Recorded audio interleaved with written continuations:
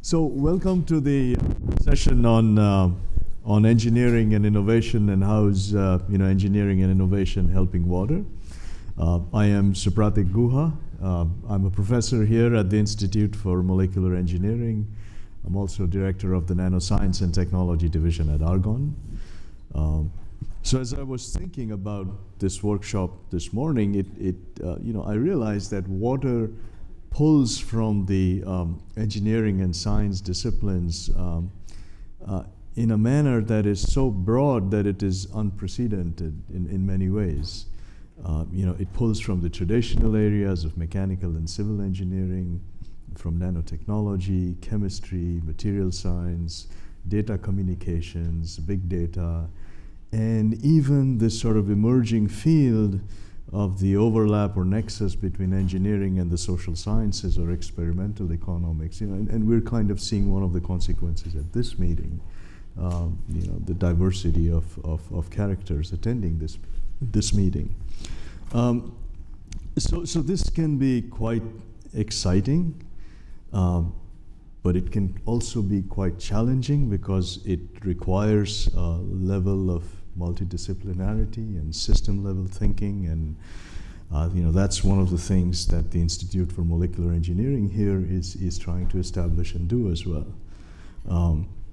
So we have a diverse collection of scientists and engineers here for the panel. We have a material scientist, we have a mechanical engineer, we have an environmental engineer, and then we have a computer scientist. And 10 years ago, we would wonder, what someone in artificial intelligence is doing for water. I don't think we even ask that question today because of the advent of big data and analytics and all of that. So with that, I would like to introduce our first speaker. So the speakers will speak for about 8 to 10 minutes, and then we'll have a discussion and so on. So our first speaker is Seth Darling. Seth is a colleague of mine at Argonne as well, and he's also a fellow at the Institute for Molecular Engineering here at the university. Seth received his PhD here at the university in physical chemistry. Then he joined Argonne as the Glenn Seaborg Distinguished Postdoctoral Fellow. He then came on to the Center for Nanoscale Materials at Argonne. His group's research is motivated by humankind's challenges and centers, grand challenges and centers around molecular engineering, with a particular emphasis on solar energy and water treatment. And Seth is an expert in soft materials, in making materials that are useful as photocatalytic membranes, as filtration membranes, and he'll talk about it a bit. He's also very active in promoting issues related to the environment from a science point of view to the public. He has published over 100 papers. He's written a popular book on climate change and has lectured widely on this topic. So with that said, please go ahead. It's an honor to be here. This is quite an esteemed set of speakers, so I'm humbled to be part of this group. Good morning, everybody, or I guess for our guests from China, good night. So you've been hearing a lot of scary news about water. There's also some good news about water. So I'm going to tell you two really good pieces of good news about water. The first one is that you can't run out of water. The water that's been on Earth has been here for billions of years, and it's not going anywhere, and there's a lot of it. What that means is that every molecule of water in a glass of water that you drink has had a very long life. It's at some point in that life been inside a tree, it's been blasted out by a volcano, it's been urinated by a dinosaur. Which brings you to another important piece of good news about water, which is that it doesn't matter how dirty you make water, you can always make it clean again. It doesn't matter what you put in there, we can take it out. Now, there are some challenges with water. We've heard about urbanization, population growth, development, and so on. All of these things are increasing our demand for water, and that's going to continue for the foreseeable future. And at the same time, our traditional sources of fresh water are being depleted. We're unsustainably using groundwater, and surface water represents a tiny fraction of the water on Earth anyway, and we're overusing it and polluting it. So we have, I'm not an economist, but I can tell you, if supplies are going down and demand is rising, we've got ourselves a pretty serious problem. So we need new sources of water. Yeah, you can do efficiency, you can try and use less water to do the things that we do, but ultimately we need to find some new sources of water. And you hear a lot of talk about desalination of seawater. That's where 97% of the water on Earth is in our oceans. And we have great technologies for doing that, but they take an enormous amount of energy to turn seawater into fresh water, and there's really no way around that. It's just the laws of thermodynamics limit us there. So there are some easier sources of water that we can turn to, and that is water recycling, reusing water that we've already used one time, for example, our wastewater streams. Now, to do water recycling more efficiently, more effectively, at lower cost, we need some new technologies. And that's what I'll tell you a little bit about today. So since this is the US-China Forum on Water, I thought I would bring some wisdom from Confucius. So in his famous piece of writing, The Analects, he said that the intelligent find joy in water, the humane find joy in mountains. I'll let you decide which camp you fall into, but I think this is a pretty intelligent lot, so let's find some joy in water. So we have a growing water initiative at Argonne. My colleague, the Seth #1, as he's known at Argonne, Seth Snyder is here as well, runs that water initiative. And I don't want to represent it nearly as well as he can, but the general structure of that initiative is to do some advanced data modeling and analysis. We'll hear about some of that from my colleague Mei Wu shortly, to really identify where are the water challenges and where are there places where technology can really make a big impact. And then we can take our expertise that we have in a place like Argonne National Laboratory and here at the University of Chicago on material science, materials engineering, and apply those to develop those technologies to address big challenges in water. So I won't go through all the various areas that Argonne works on, and this is far from a comprehensive list. What I want to do, though, is just to give you a flavor for the kind of work that can be done. I'm going to focus on some work we do in my own group in areas of pollution mitigation and advanced membranes. So some of the speakers in the earlier panels talked about how we have excess nutrients in the water, nitrates, phosphates. A lot of this comes from fertilizer runoff. It also comes from our own wastewater sources, and even combustion of fossil fuels gets us into our water supply. That leads to all kinds of problems. Here's an example from China near Shanghai, Taihu Lake, where they have this eutrophication, the toxic algae blooms. We have it in the Gulf of Mexico here in the United States. Lake Erie is notorious for this. That is caused by these nutrients that feed the algae and aquatic plants, which die and deplete the oxygen in the water and cause so much trouble. The way that's removed today, if it is removed at all, is using very expensive technologies like microbial denitrification in wastewater treatment plants. Those are difficult to scale because they're so darn expensive. What we're doing is we're taking material science and we're developing very small materials, nanoscale materials, to solve a very, very big problem. So advanced electrocatalysts using earth-abundant materials like carbon and copper and oxygen to create materials that can break down something harmful like nitrate. 10 milligrams per liter is the EPA limit on nitrate, and there's probably 500 milligrams per liter in a lot of the rivers in China, for example. And we can use these technologies to break down that nitrate into something harmless like nitrogen gas. We're also doing a lot of work in membranes. So membranes are a great way to clean up water. That's where you just squeeze a dirty water stream through a membrane and clean water comes out on the other side by going through pores that filter out various things in the water. And there's big stuff in water like hair and dirt and sand, and there's really tiny things in water like salt ions. And different types of membranes can pull those different things out, but a universal challenge in membranes is that those pore sizes have a huge range in any given membrane. And so to filter out the small stuff, you have to have even smaller pores in your membrane so that you're sure to filter out the things you're trying to filter. And that means you need more energy to push through those tiny pores. That's a huge problem. So we're working on using techniques with membranes that actually build themselves, self-assemble, into structures that have pores that are all the same size so that you can target a particular pollutant that's in that water and get 100% of it out without a large energy expense. Another huge challenge in membranes, as anyone who works in the water industry knows, is that they become fouled. Inevitably, these things get dirty, and then you got to clean them or replace them, and that's a massive challenge. We're developing coatings that you can put on membranes that, as long as they're exposed to light, including natural light like sunlight, they will clean themselves to limit the fouling. And the last challenge I wanted to address here is a big one. We heard Deepwater Horizon mentioned earlier. So oil spills happen all the time. And as a child, I remember the Exxon Valdez spill. There's actually still oil on the seafloor from the Exxon Valdez spill, even though that was the 1980s. More recently, the Deepwater Horizon spill caught the news, the largest accidental oil spill in history. There was actually a larger oil spill people don't know necessarily in the first Gulf War. An intentional release of oil was even larger.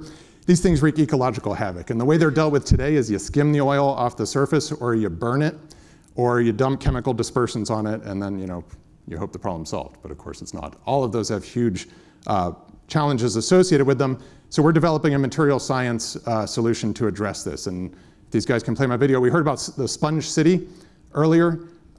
This is a little bit of a smaller scale sponge. So that sponge right there is something that we've done some fun material science to give it a special property. So I'm going to make here an oil spill, very small one. That's no Deepwater Horizon.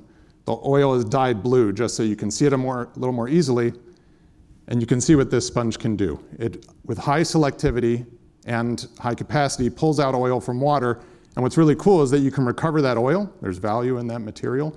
And very importantly, you can reuse the sorbent then. So if you have a massive spill, think Deepwater Horizon, you don't have to scale the manufacturing of your sorbent to the scale of the spill because you can keep reusing the same material over and over and over again. So we haven't yet found the limit of how many times you can redo this. It's basically the limit is when the postdoc gets tired of repeating the cycle. So with that, I'll end my remarks, and I'm looking forward to the conversation. Thanks. Sid. That's a really fantastic demonstration of the capability of a nanoporous membrane. And I suppose the intent of your first slide was to indicate that the intelligent are thirstier than the humane. I take it. So the next speaker is we have a very good speaker who's traveled from the University of Wisconsin-Milwaukee to be here. Professor Junhong Chen is currently Distinguished Professor of Mechanical Engineering and Material Science at the University of Wisconsin-Milwaukee. He also directs the National Science Foundation Center for Water Equipment and Policy. That center, I understand, has grown significantly over the years with a large number of industrial members. He's also the founder of a startup, NanoAffix Science, LLC. Junhong received his PhD from the University of Minnesota. He then spent time as a postdoc at Caltech. He's a nanotechnologist and a sensor expert who has published over 200 journal papers. He's an elected fellow of the American Society for Mechanical Engineers. And in 2016, he received the International Association of Advanced Materials Medal. So with that, Junhong, please go ahead. Thank you very much, Dr. Suha. Thank you. I really appreciate the opportunity to speak here. I'm going to present a vision about intelligent water distribution system. And this is a vision that is being realized gradually by the industries, and also it's going to transform the water industry, I believe. So what I'm going to do is I will start off with the center I'm directing, funded by National Science Foundation. This is a center that is aimed to accelerate the innovation and the commercialization of technology in the water industry around materials, sensors, water treatment systems, and also there's a policy component there. We are very fortunate to have a large number of supporting members, including manufacturers such as Dow Chemical, our newest member, and utilities like the organization led by David, MWRD, and government agencies such as Environmental Protection Agency, EPA. And our goal in this center is really to elevate the technology from a relatively low technology readiness level, TRL, around 1, basically scientific discovery, all the way to a TRL of 3, 4, 5. And we are also creating a platform or innovation ecosystem to really push the technology all the way towards the TRL 9, which is the close to the marketplace. So I know we have a lot of innovations being developed, such as one developed by SAS group, about the water treatment, and I will be focusing mainly on the real-time sensing. So I believe one of the major disruptive innovations for water industry lies in the digitization of water resources. This includes not only the drinking water, but also wastewater and surface water. All the waters we are in contact, we are using for our society. And this is one of the limiting factors actually for the water industry. We are heavily relying on the water, yet we only know very little information about the water. In other words, we are lack of information for water. So really, I believe we need to develop real-time sensors that can collect this information about water. This could be the water quality, this could be some physical quantities of the qualities of the water as well, such as water leak. So as you know, in the United States, the average age of our water pipelines is about 47 years. So this is fairly old. And just because of that aging infrastructure, we are losing 1 trillion gallons of water annually in the US alone.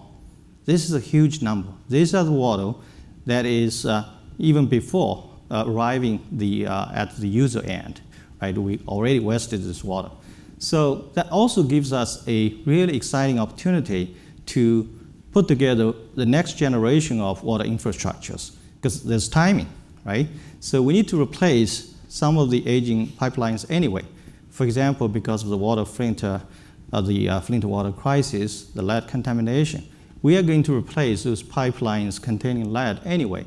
So when we doing this renovation, why don't we integrate some of the new technologies in the infrastructure so that we can monitor and we can collect data about this water.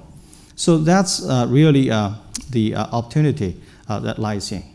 So we have seen a lot of catastrophes already around water. I'm just listing a few of them, at a larger scale, but there are many others that are underneath, that were not reported by the media. So in many of these cases, particularly the recent, Flint water crisis, so we all hope if we can monitor the water quality, when there is a danger in our water, there's early warning so that we can know what to do with that in the first place before our human being become the sensor itself, right? So that would be ideal, but we don't have this type of products on the market yet. We have some of the real-time sensors, but they are monitoring really a limited amount of parameters in water, such as oxygen level, turbidity, chlorine level, etc. But we would like to get more insights into this water valuable resource. So there's a great opportunity there. What I foresee into the future for this type of water system would be an intelligent water system like this. So all the water equipment we're using right now, water meters, water filters, pumps, valves, can all be integrated with sensors that can monitor the water quality, monitor different parameters about water, and these signals can be collected wirelessly or through satellite communication to a control station, centralized control station, so that it can monitor the water quality of entire community or entire city, right? So that would be really powerful. And we have the cloud computation, and all the data can be analyzed to inform the decision making. So how are we doing along this line? So we have lots of innovations being done around the real-time sensing, including some of the work we're doing in my own group. And there are different approaches as well. So this real-time sensing, the targets we are trying to achieve are the critical contaminants such as heavy metals, bacteria, or some of the interesting nutrients in the water. So that's the one of the important opportunities there, developing real-time sensors. On the other hand, we have to be able to, in a coordinated fashion, to bring those technology from the laboratory all the way to the marketplace. I believe, earlier in the panel discussion, the test bed coming out, really outstandingly. I think that's a very important step towards commercialization. So I'm going to use my own research as a quick example of, how we bring this technology from the lab to somewhere close to the marketplace. So the technology we invented was about a graphene-based field effect transistor. So graphene, I'm sure everybody here is very familiar with that. It has a very unique property that is very sensitive to the electronic perturbation in the surrounding environment. So we actually use a low-cost version of the graphene, which is reduced graphene oxide, chemically modified graphene, which is much cheaper than the pure graphene. And we use that as a channel material in the field effector transistor platform. And this is a platform that gives us really rapid response. And the other unique aspect of this platform is really, depending on the type of probe you put onto the sensor surface, you can target a wide range of contaminants, whether this is heavy metal or bacteria or nutrients like phosphates. So this is, I believe it's a powerful technology platform.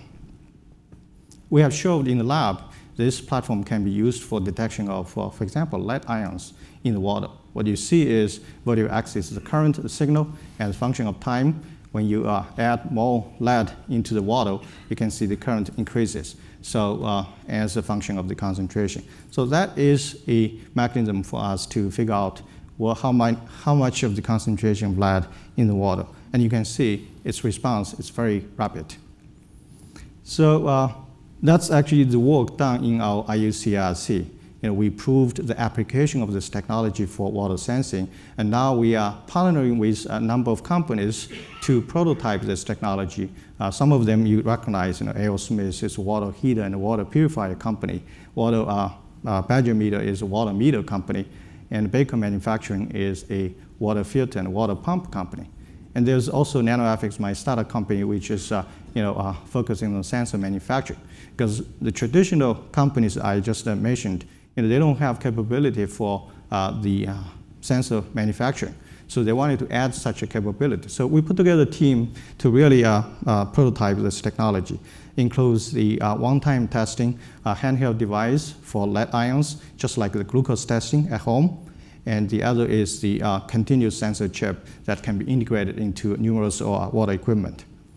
So we have completed a prototype for handheld device.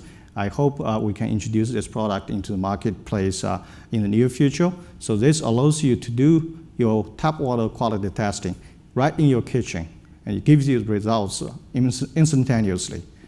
And our longer term goal, obviously, is to develop this technology into a continuous flow capability so that we can put them into our filters, into the meters to monitor the water quality. So as a summary, what I would like to convey to this audience is really, we are faced with a really exciting opportunity about water. It's a digital era about water. And there's a lot of need for developing new technologies around real-time sensing and perhaps data analytics as well. And I believe this is the future that can lead to the next generation of the digital water network and smart and connected communities, right? And it takes a strategic partnership to get there. So I'm really appreciate this opportunity to get everybody together to talk about the innovation and come up with ways to realize this ambition. Thank you so much. Thank you, Junhong. So we went from the materials side of things, from SET to the devices and sensors with Junhong, and now we move on to how to make sense out of the sensors. And for that, I welcome Dr. Biplav Srivastav, who will speak on environmental decision support in the presence of piecemeal water pollution data. So Biplav is a research staff member at IBM Research, and he's an ACM, which stands for American Society for Computing Machinery, distinguished scientist and distinguished speaker. He is based out of IBM Research in Yorktown Heights, New York.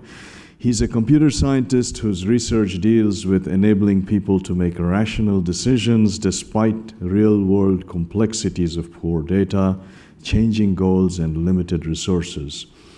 His expertise is in artificial intelligence, services and cloud computing, and sustainability. And Biplav has worked for over 20 years collaborating with customers, governments, and universities worldwide.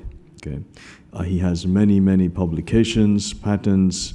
I myself used to be Biplav's colleague, and I've had the pleasure of working closely with him in 2015 on enabling river water monitoring systems in India. And Biplav has been tremendously passionate about water pollution in India. And he's been one of the pioneers in building and setting up data curation and analytics platforms available to everybody on your smartphone for the monitoring of river pollution.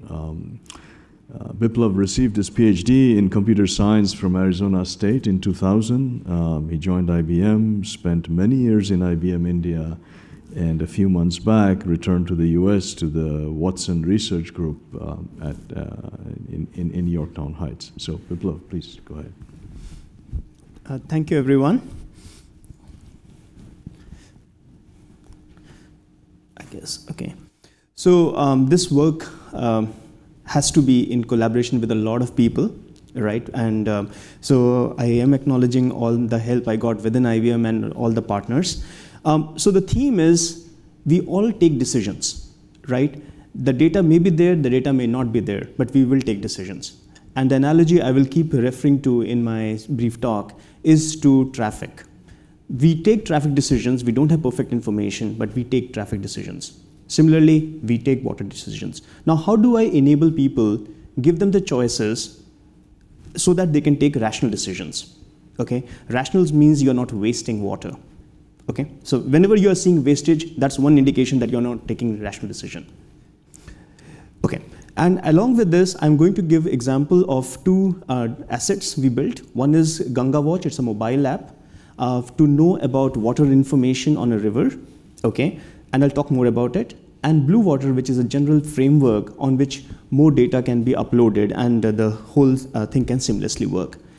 The main theme here is integrating historical data which people have collected, lab-based testing of samples that people collect, and real-time testing, right?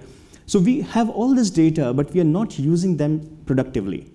And that is the biggest, I would say, sadness or irony, that we are drowned with data and yet we are not using it productively. So, but we can change that.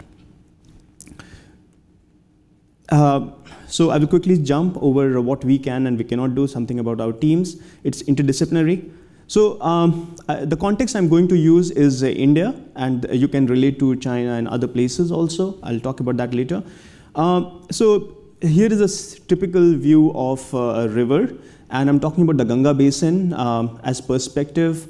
About 1/4 of Indian population lives on this basin.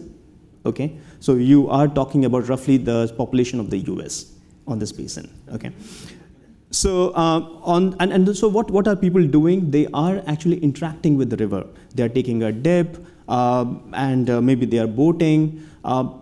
You like it or not, but sewage water may also be trickling in, small drains and so on. You have bigger treatment plants, but there are the smaller ones which are also going in. Okay.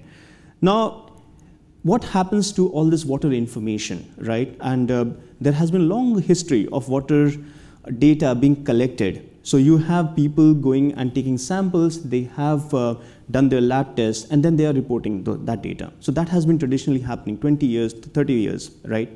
And India is no different. Now you can go to the website and you can look at the PDF, those data. So, but to me and you, to me as in like the individual, right? I want to take a bath somewhere. I want to figure out agriculture. I'm a farmer. What crop I should be growing. And business use cases. So I am running a cruise company, right? And can I actually have rides in this time? Or many other kind of cases, sewage treatment plant. How much money should I be putting in my sewage treatment plant, right? It's a day-to-day decision. So for all these decisions, people need insights, and they have various choices. The thing is, and that's one side. The second side is that we have a lot of data.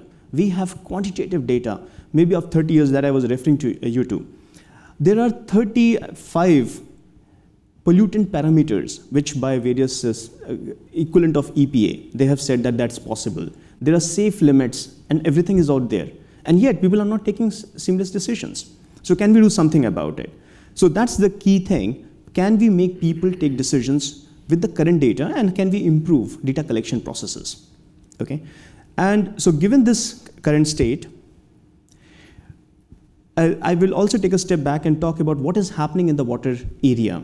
We all know that manual data collection had been happening. We were managing water resources in isolation. There's a lot of guess estimate in terms of what needs to be done. Pricing has not been appropriate. We heard that this morning. And there's this change everywhere. So in terms of sensing, automated sensing is coming, as people just mentioned. Lot of data integration technologies are out there. In traffic, we can get all this data. Similarly, in water, we have all this information. And so can we change something here? So given these trends, so the main messages that I want to do is, first, the common citizens, they want to take better decisions. It is not the case that everyone wants to take dumb decisions. They want to waste water. If everyone wants to take better decisions, okay? Given that, we need to show people options. It is better, we know from our mobile phone, what is the better way of going to the airport from here? Similarly for water, right? Why can't we have those kind of information? And I believe we can. So what we have done is we have actually released apps out there, both to look at the state of water in rivers. The second is people can contribute data. Okay? It is not the case that only real-time sensors and so on can give data. People, they are sensible, they can smell water, they can see whether there is garbage in water or not. And so they have smartphones. They are willing to give this information. So can you use them? So IBM actually pioneered an app called Creek Watch since 2010. And we put it out, and it's an Apple-based app. And people have been taking to it without much publicity, and they have been contributing data.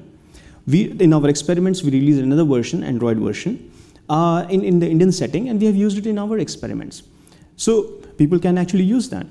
And then what we have done is all the three types of data that I was referring to. One is historical data from the lab tests. Second is from the mobile apps. The third is real-time sensing. We can actually use all the three productively. So given this, I'll talk a little bit about where the cutting edge is, where the problem is, and then I'll talk about a use case, and then I'll wrap up. So in terms of the three methods I talked about, sample, collection, and testing, right? It has been beaten to death in terms of the science behind, the chemistry behind collecting and the testing of it. The real, it is time consuming and it's costly, right? The real science there is how do you actually do the sample collection, right? That's where the real science from a practical point of view is. I'm not saying that you don't need more work in better measurement, but I'm saying that there are a lot of commercial things are out there, but the real science when you go into the field is where do I collect the samples from? Second is the real-time testing, okay? It is timely, it is inexpensive. The real science, again, is how do you deploy sensors and analyze them? So do the sensors are fixed? Can you actually take it on a mobile platform? How do you deploy them? Then the crowdsourcing. It is inexpensive if people are willing, right? People are always willing to give information. The science there is how do you combine qualitative and quantitative data? Your quantitative data is saying, your sensor is saying the water is good. The person is reporting it, I'm smelling foul, right? Something is wrong. Couple of minutes. Yeah. So given all this, I will talk about a use case, and this is the use case we did earlier this year. This is in tourism. Earthcomb is one of the largest tourist activities where people come to the river and they take a holy dip. We are talking about more than 100 million people coming in 3 months' time in specific dates when there is a boom of people coming, and then there are the other periods where there is a lean period. In the lean period is probably like a 1 or 2 million, and in a boom period it's like 10, 20 million, okay? So 100 plus million people coming over 3 months, okay, and this place is called Haridwar, and the distance of this whole region that we have measured is about 70 kilometers. So what the questions that people have is, how does human activity, because people are coming and then they're taking a dip, right? How is it impacting water? At which places is it impacting, right? And so that policymakers can do something about it, okay? And interestingly, we chose 4 parameters where, so they were, and the things that you're interested in is impact for drinking, impact for agriculture, impact for industrial use, because there are some industries out there. And for parameters, there are safe and unsafe limits already known, right? pH safe limits are known, conductivity safe limits are known, okay? So what we did was we deployed 2 measurements, which I talked about, 2 different sensing techniques. One is a mobile phone based measurement by people. The second one is we took the sensor, commercial sensor, took it on a river boat on this stretch, and also we dipped it around the thing. We are looking at specific boom dates, okay? That's given on your x-axis. On your y-axis are different pollutants. So the first 4 are different pollutants. The 5th column is your composite index, water quality index. And the 5th one is actually just 2 cluster. Eventually, you want to know whether the water was good or bad, right? So we took all this detailed quantitative data. We came up with a quantitative, again, index, and eventually came down to give me a 2-side, good water, bad water, which places, right? And that's what the last column is telling you about. So I believe, so this is, in our understanding, one of the first results, which kind of takes a very complicated information and tries to present it in a very, very seamless way. So the apps which I talked about, it is available. You can look into the places, you can select the places, you can look at the pollutants, you can talk about a purpose like drinking or tourism or whatever, which pollutants are which are relevant, what is their safe or unsafe limit. And this is not just one application, there are multiple applications that you can actually use decision support for. There is a website, Blue Water, where more of the details are there. I've given a couple of tutorials on this, and I will just end here, and there are some resources. Okay, thank you. Thank you. Thank you very much. Thank you, Biplav. And then our final speaker, Dr. Mei Wu. She's going to talk to us about environmental issues, confronting uncertainties in energy-water landscape. Mei is an environmental systems analyst at Argonne National Laboratory, and she's also the principal investigator of a major water analysis project that is supported by the Department of Energy. She has a PhD in environmental engineering and environmental toxicology from Michigan State, and her research focuses on water use, water quality, and water resource availability.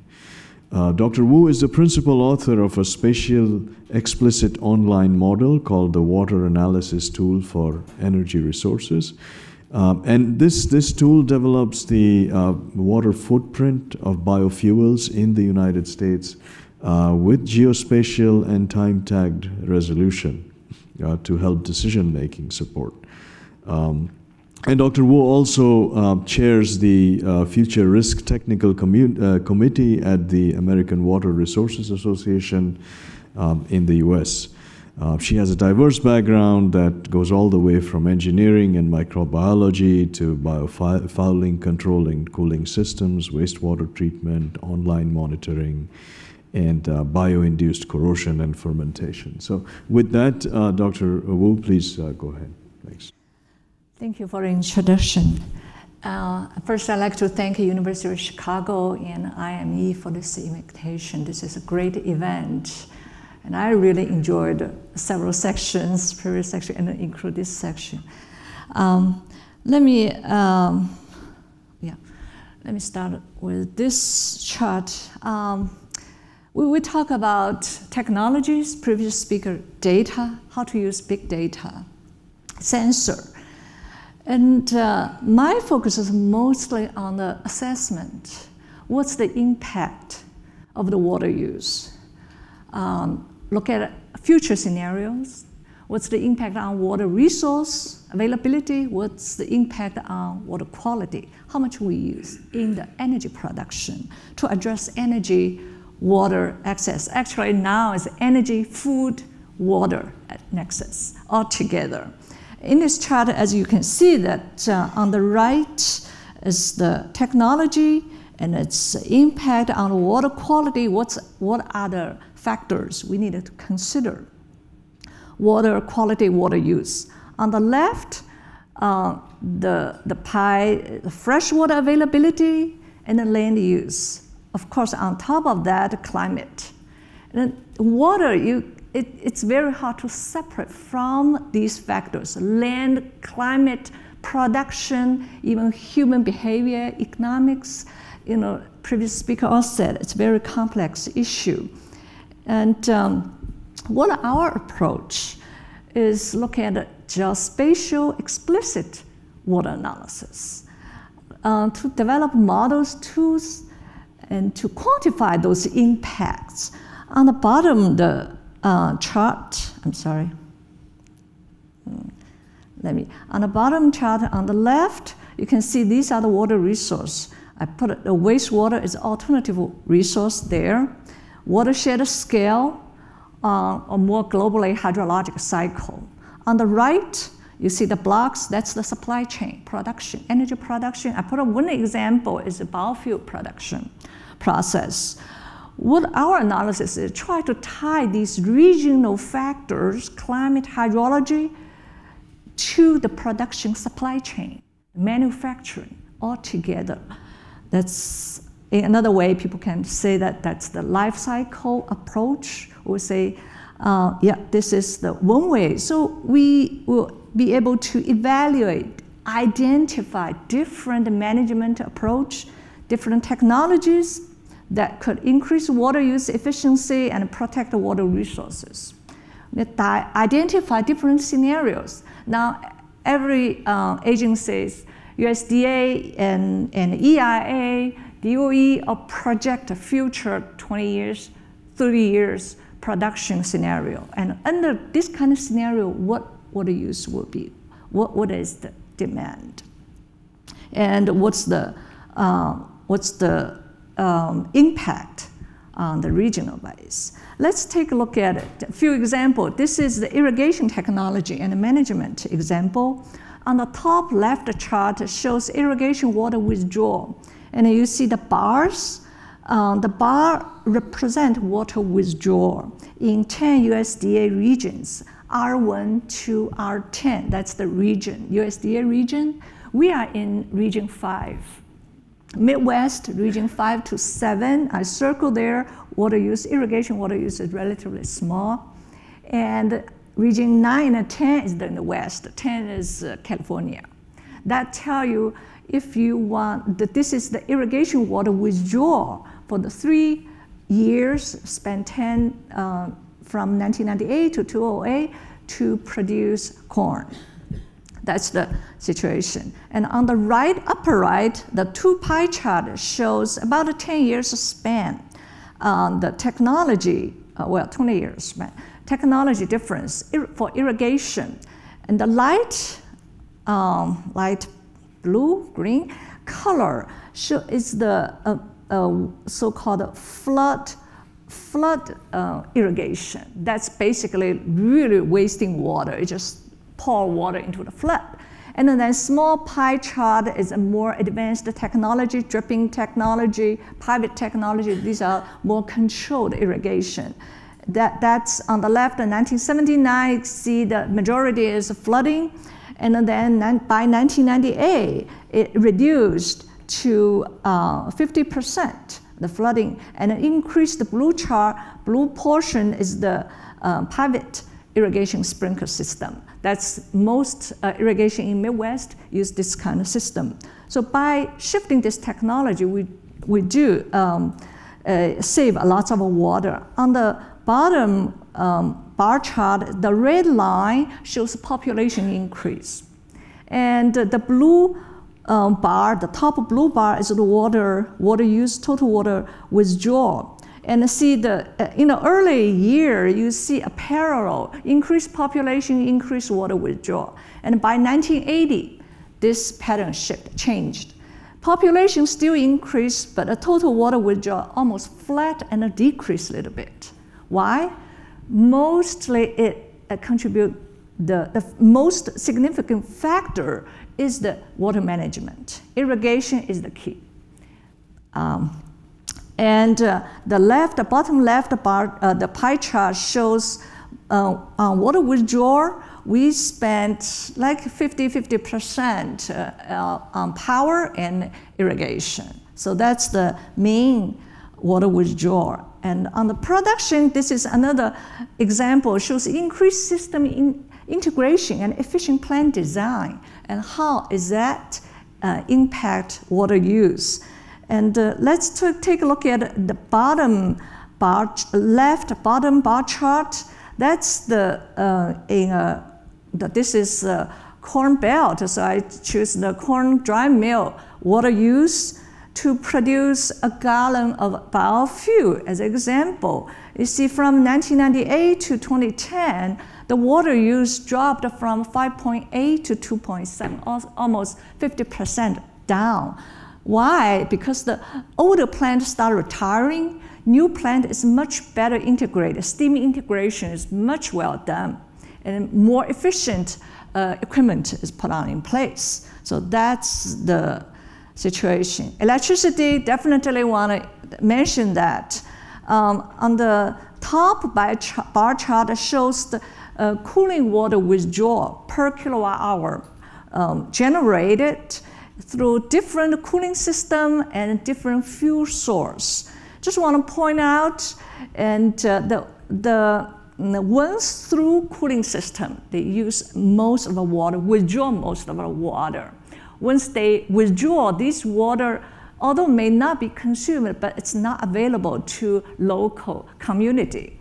So in this state, in this region, mostly is a coal-driven. Coal once-through electric power plant is. Okay, I only have 2 minutes. Sorry. So in last 10 years, what we see is the shift from coal to natural gas. And the pie chart on the bottom shows that we used to have a 50% of coal nationally in the electricity mix, now down to 42%. We increased natural gas from 16% to 25%. As a result of this change, newer natural gas power plant mostly is a recirculating plant. They withdraw much less water. And this also changed the overall water picture. So we did a lot of analysis on the energy and the petroleum, and also agriculture. We put together a tool, water analysis, for a tool for energy resources called Water. It's online, you can check it out. And it has extensive climate, soil, land use data for this use, and for just provide data for policy makers, decision makers.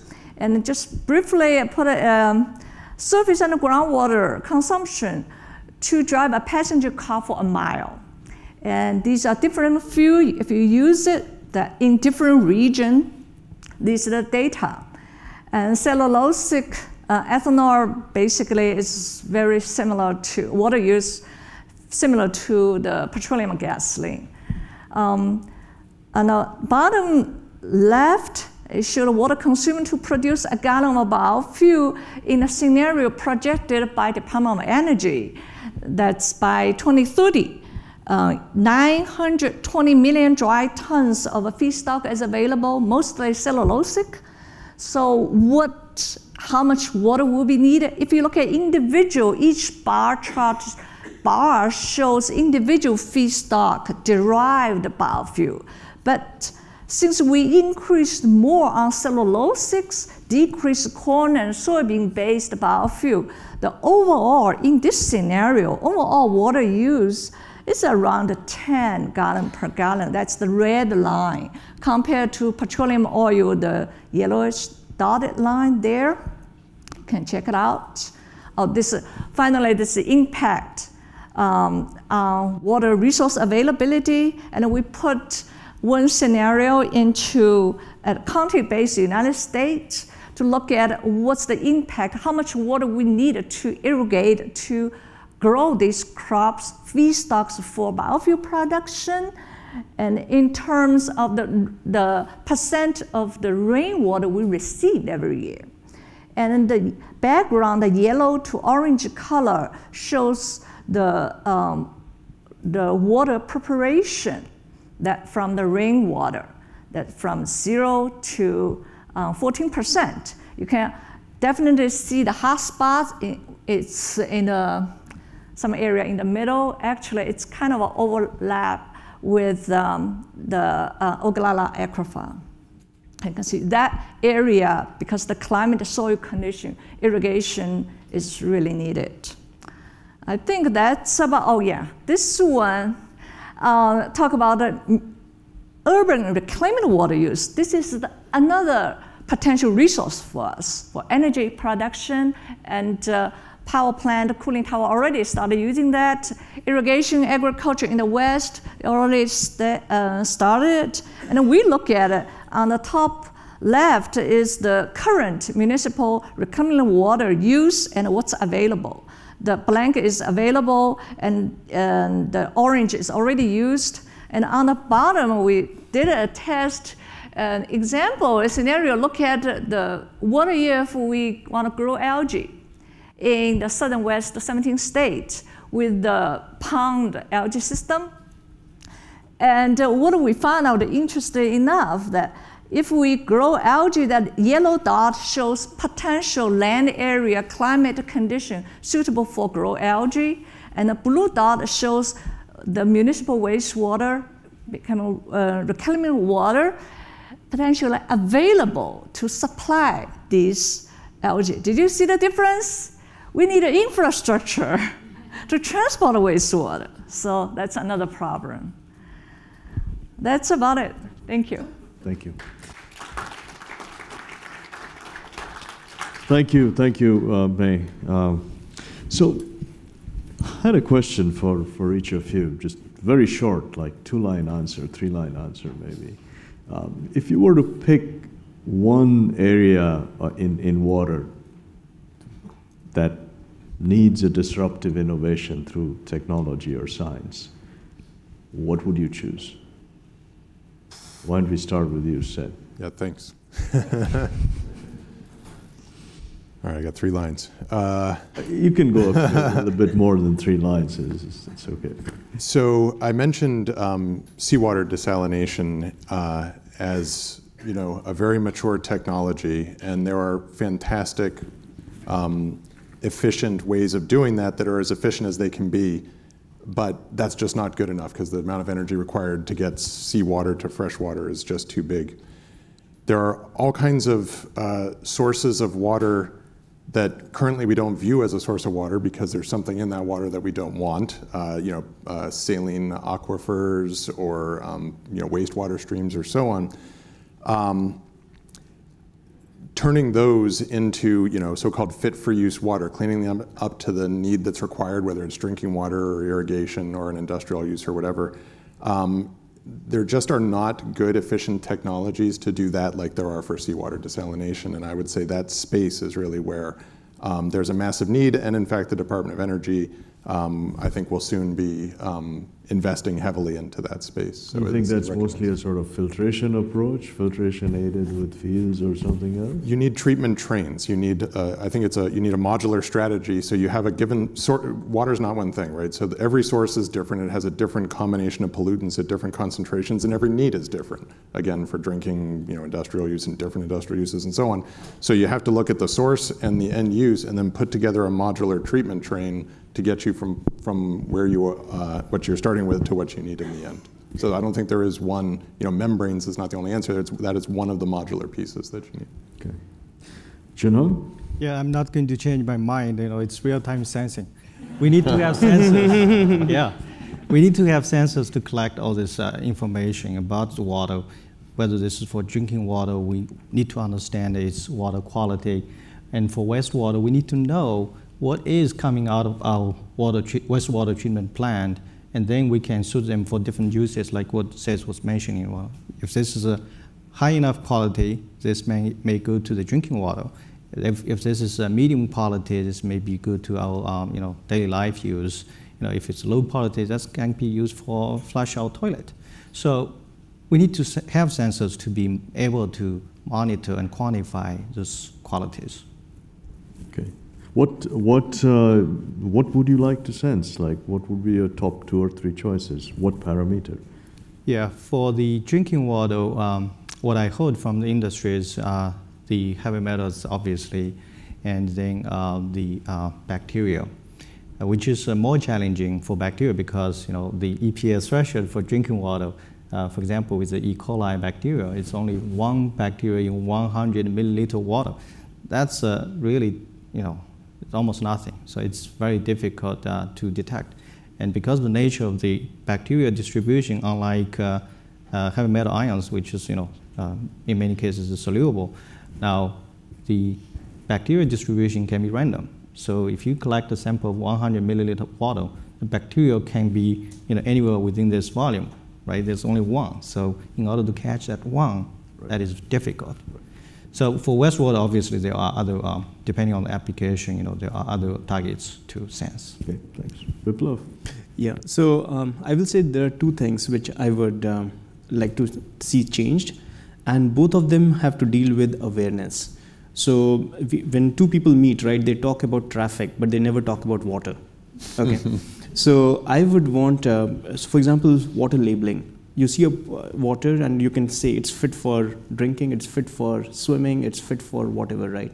So that's one level of awareness. The second is in our choices, if we I can know A is better than B. So wearing a jean is better than a corduroy pant, right? Or whether tea versus coffee. So what technological innovation is going to get you that? Can you come to that part? So in this particular case, it is more of communication. So the fear from all these parameters versus the human, what people understand, what they're comfortable with, and we always can't think beyond 3 choices, right? So putting all the complexity, I'm not saying that complexity is bad, but I'm saying making it consumable. So work which helps in putting all these decision choices in front of people. So you want to automate these decision choices? You want to put some kind of sort of intelligent cognitive machinery that does this? Yes, and in consultation with other people. So for example, what kind of labeling makes sense, right? And in food, there is labeling, but in water, why isn't there no labeling? And especially if given the potential to reuse water, a lot of processed water, reclaimed water, people are not using it because they're not aware of it. It's fitness for example, washing things, right? So they're not aware of it. So how can we improve that communication? And I believe it is it's going to be interdisciplinary, but that I think would help drive what needs to be sensed, where we need more investment, and so on. So I would like to see change in the communication. May? Yeah, I stick with the tools, decision-making tools. That's very important. Technology in water treatment, there are quite mature technology exist. And of course, there are new material, new technology developing. And the key is the technology and the management need to put together. That's what I see from a regional perspective, and put these two together, and so help the decision makers make a wise decision by providing really informed data in a way that people can really easily understandable, and what's the impact of your each decision. For example, we see a lot of energy plant project, start building a plant, and then most plant, they look at the technology, conversion, yield, they look at it, that's the key. Once getting to the commercial level, they start to build a plant, then what do we do with the water, wastewater, where we dump it? You know, this water issue always the last come up in technology development. So our responsibility, we need to communicate with this technology development, put the water consideration up front, together with the R&D. Questions from the audience for the participants? Any comments?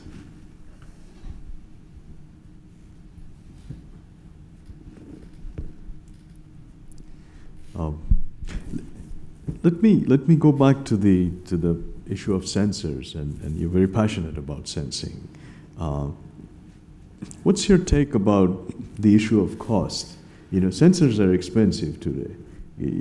I know about agricultural sensors. If I want to measure, you know, soil moisture or nitrates or something like that, by the time I'm done with the sensor, a little wireless station, a little pad, it costs me anywhere from $800 to $2,000. So even an American farmer cannot afford it, let alone most of the farmers in the world. And this is by and large true for sensors.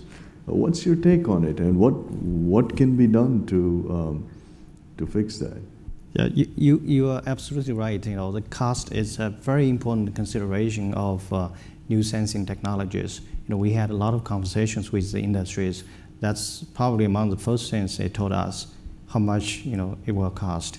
So you know, it cannot cost too much. You know, for putting a sensor into a meter or into a water filter, it has to be, you know, $1 or less.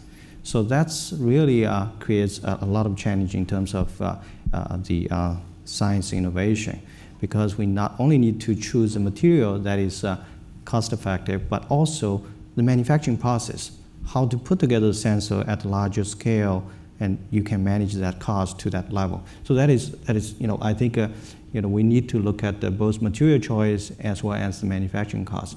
In fact, depending on the technology we are developing, for example, the one I just showed you, the material cost itself is not a significant composition of this overall cost. It is the manufacturing cost. So how do you manufacture that sensor, you know, to the full product? You know, that cost is very critical, and it's you know, I think it's a major challenge for especially for nano device community. You know, one of the major challenges, for example, is to make sure we can produce those devices at a uniform quality. We have seen lots of variations from device to device that has been not paid enough attention, I think, in the scientific community. We have been publishing papers, but we typically publish, you know, the most exciting results, right? That's good, but we also need to push this one step further. Can we make this type of devices at you know, 100, 1,000, 1 million, you know, units, still has uniform performance across the board? So that's a major challenge we need to address. So can I just add something? I'm not a sensor guy, but I think we need 2 tiers of sensor technology. I think you need an ultra low cost yes/no technology, like a home pregnancy test, which gives you, you know, an initial indication that there's something that needs further investigation, and then you can have a more expensive. I mean, as scientists and engineers, we want to make these sensors that can tell you it's exactly 7, you know, parts per million, but you don't necessarily need that for that first indication. You can have that high-end, high-precision sensor only when it's needed, and have a cheap, highly scalable yes/no type sensor for a lot of these problems. Right. Yes. And there's another issue I feel, which is the sensitivity. You talked about E. coli, right? In the U.S., swimming limits are 400, you know, colony forming units per 100 milliliter of water. So all of the techniques that are being developed for resolutions of about a few hundred per 100 milliliter of water. If you go to the Ganga River, towards the southern part of the Ganga River in India, that number can be 1 million. Yeah. So I could look for a cheap sensor, right? That maybe it won't measure a few hundred, but it'll measure several thousand. I think that's a gap that's missing. Most of the focus is for water is on water and parameters that are of importance, to the developed nations. But Biplav, what is your take on? Can you say a few words on? How artificial intelligence and big data, from a technical point of view, what are the aspects of that from the computer science aspect that can help water? Right. So I actually, believe it or not, what was just mentioned about the sensor, the coarse sensor, if I use the word, the on-off sensor, right, and the second level, which is the more accurate one, is very much coming from a decision science point of view as well. I mean, so that is, it resonates with that. So for example, we as humans, right, we can act as the core sensor. I mean, you don't need, if the water is foul smelling, right, we know that there is something wrong with it. And so that is one side. The other side is that whatever data we are collecting, we need better annotation. The reason we are not able to share with each other, there is, of course, there's a culture of non-sharing, okay, in sciences and so on, which is changing.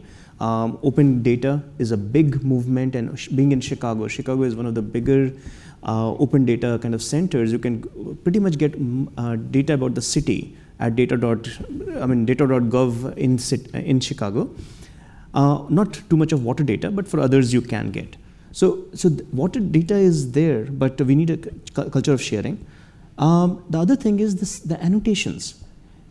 It is so difficult to figure out that this piece of pollution data, right, is for this region of Chicago. You may have latitude, longitude data. Someone would have annotated in one way, another might have annotated by another way.